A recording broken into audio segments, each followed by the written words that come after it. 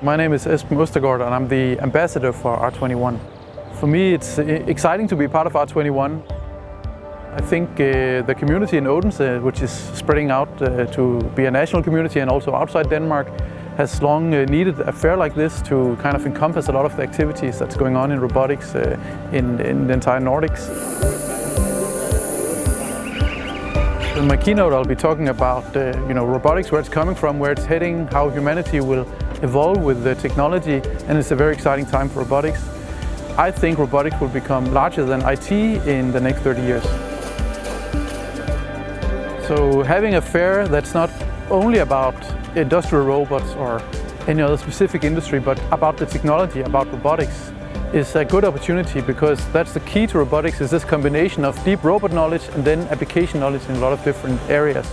I would be looking forward to meeting a lot of interesting companies and seeing a lot of cool technology and talking to some great people.